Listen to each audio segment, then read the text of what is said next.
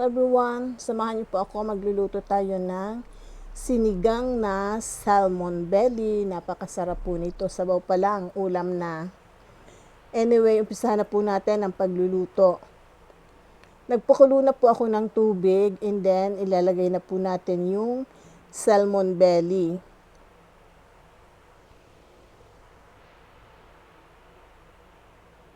And then, sunod po natin yung kamatis at sibuyas. Ganito po ako magsigang ng isda. Nagpapakulo muna ako ng tubig bago ilagay yung mga ingredients. And then, isabay na po natin yung okra. Dahil medyo matagal po itong maluto compare sa talbos ng kamote or sa pechay. And then, lagyan na po natin ng pangsigang.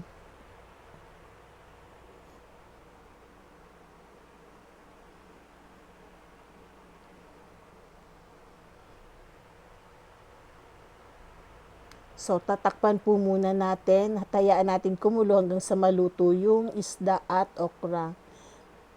This time po, luto na yung okra at ang isda. Ilagay naman po natin yung talbos ng kamote. 2 gulay lang po ang inihalo ko sa sinigang na salmon belly. Huwag na po masyadong maraming gulay. Dahil mahal po ang gulay ngayon, Diyos ko Lord. Napakamahal ng bilihin. Kaya swerte po yung mga nakakapagtanim sa paligid ng kanilang mga bahay.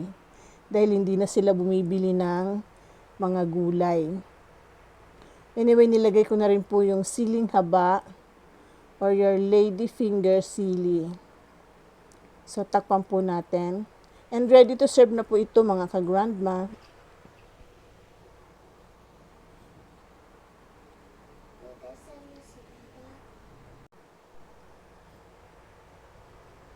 So, sana po nagustuhan nyo ang video na to at kung nagustuhan nyo po, huwag kalimutang mag-like, share, comment, and follow. Ito na po yung ating sinigang na salmon belly. Yummy, yummy, oh. Diba? Sabaw pa lang ulam na. So, see you again on my next video. Thank you for watching. Bye. God bless everyone. Ito na po ang ating sinigang na salmon belly.